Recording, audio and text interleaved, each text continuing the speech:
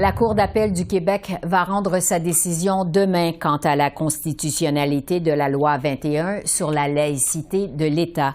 Le gouvernement Legault en a appelé du jugement de la Cour supérieure qui a maintenu la validité de la loi, mais tout en y soustrayant les écoles anglophones.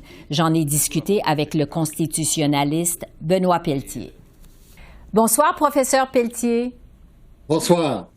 Pour plusieurs observateurs, les chances sont grandes que la Cour d'appel du Québec maintienne le jugement de la Cour supérieure de 2021. Qu'est-ce que le Québec a à gagner si ça se rend jusqu'en Cour suprême?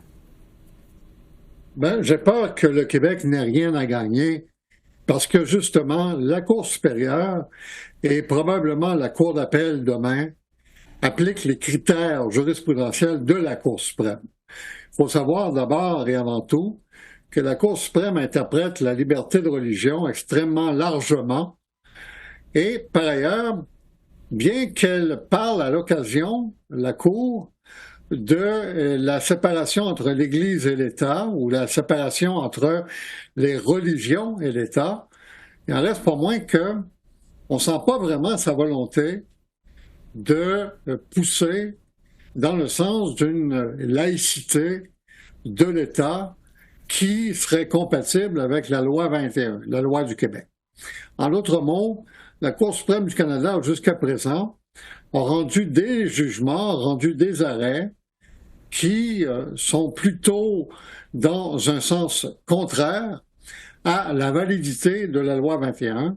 Et ce sont ces critères-là qu'applique la Cour supérieure et qu'appliquera vraisemblablement la Cour d'appel du Québec. Le gouvernement Legault dit que l'exemption des écoles anglophones à la loi 21, ça crée deux classes de citoyens. Quelle est votre lecture de cet argument-là? Je suis d'accord avec cet argument-là. Je crois effectivement que ça crée deux classes de citoyens. Mais il faut savoir de quoi cela retourne, de quoi elle retourne avec tout cela. Il faut savoir que la disposition de dérogation, qu'on appelle également la clause non-obstant, ne s'applique pas à un article qui est l'article 23 de la Charte canadienne des droits et libertés, qui reconnaît le droit à l'instruction dans la langue officielle de la minorité dans chaque province. En d'autres mots, l'article 23 n'est pas assujetti à l'application de la clause non-obstant. Or, l'article 23 a été interprété jusqu'à présent par la Cour suprême du Canada comme comprenant un droit pour les minorités linguistiques de gérer leurs écoles comme elles l'entendent.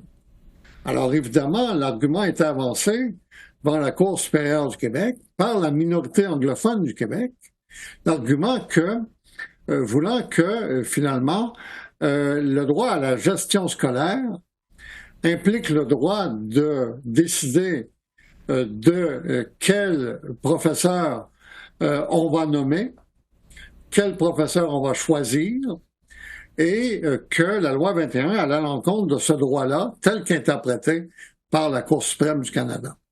Alors, donc, le résultat final, c'est quoi?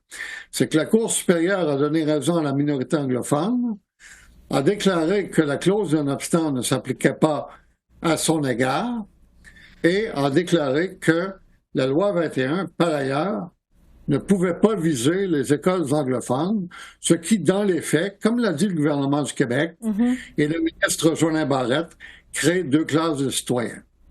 Avez-vous le sentiment que cette croisade du gouvernement Legault, c'est plus pour aller chercher des points auprès de son électorat? Qu'est-ce que vous en pensez? Honnêtement, je ne suis pas certain qu'il gagne beaucoup de points parce que la plupart des Québécois, lorsqu'ils constatent ou se font dire que la loi 21 va à l'encontre des droits et libertés individuelles, la plupart des Québécois sont quand même assez sensibles par rapport aux droits et libertés individuelles. Donc, je ne suis pas certain que, somme toute, le gouvernement Legault marque beaucoup de points avec cette loi-là. Mais au tout départ, au tout début, la loi visait effectivement à marquer si je puis dire, des points par rapport à la population francophone du Québec.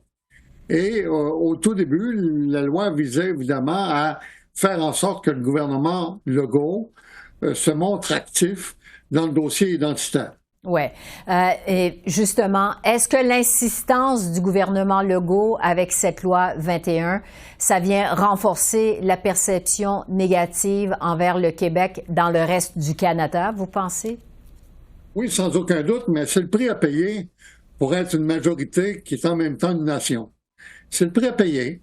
Je veux dire, le prix à payer, c'est de prendre des décisions que l'on croit fondées sur l'intérêt collectif, que l'on croit fondées sur l'identité du Québec. Et en même temps, même si ces décisions-là n'ont pas l'heure de plaire au reste de la population canadienne. Mais vous savez, nous vivons dans un système où la liberté de religion dont on parle et dont on se gargarise, ben, cette liberté de religion-là implique également la neutralité de l'État. Je veux dire, si vous n'avez pas de neutralité de l'État, vous n'avez plus de liberté de religion.